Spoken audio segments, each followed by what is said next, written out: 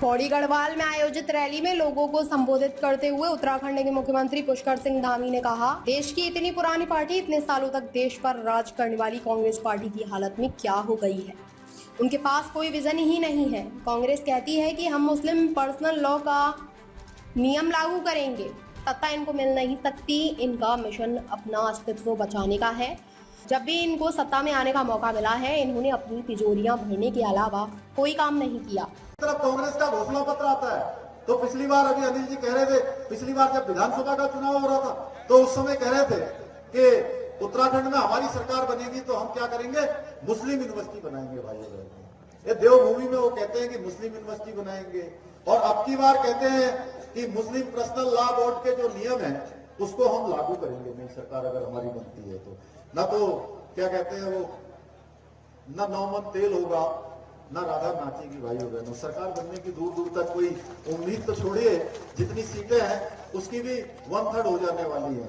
यानी कि इस बार, पिछली बार तो शायद अनिल जी एक बस में चले जाते थे वो, अब की बार तो एक सुमो गाड़ी में चले जाएंगे।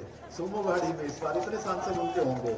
तो भाइयों बहनों, आप सोचिए कि ऐसा लगता है, ऐसा इतनी पुरानी पार्टी कांग्रेस पार्टी, इतने सालों तक देश के अंदर राज करने वाली पार्टी, उस पार्टी की स्थिति क्या हो गई है कि ऐसा लगता ही नहीं है कि कोई देश का विजन उनके पास है, कोई हमारे जैसे राज्यों का विजन उनके पास है। वो कहते हैं कि हम जो है मुस्लिम पर्सनल लॉ का जो नियम है वो लागू करेंगे। ऐसा लगता है कि कांग्रेस का घोषणा पत्र नहीं है, ये मुस्लिम लीग का घोषणा पत्र जारी कर रहे हैं। भाइयों, शर्म आनी चाहिए इन लोगों को। इस प्रकार से देश के साथ तुष्टिकरण को आगे बढ़ा रहे हैं। इनका केवल एक ही मिशन है, किसी प्रकार से जो है, अब सत्ता तो इनको मिल नहीं सकती, अब इनका मिशन है अपना अस्तित्व बचाने के लिए, अपना कुछ वोट बैंक कुछ बच जाए, कुछ चीजें इनको मिल जाए, शर्मनाक हार से बच जाए। इनका प्रयास केवल इतना भर है, जीतने का कोई प्रयास इनका नहीं है। भाइयों बहनों, ये जितना दुरुपयोग कर सकते हैं दुरुपयोग करते हैं। जब भी इनको सत्ता में आने का मौका मिला है, इन्होंने अपनी तिजोरियां भरने के सिवा कोई काम नहीं किया है। भाइयों बहनों, आपने पिछले दिनों देखा होगा, कांग्रेस पार्टी का एक सांसद, उसके घर में देख तिजोरियों में, जानते कितना रुपए मिला?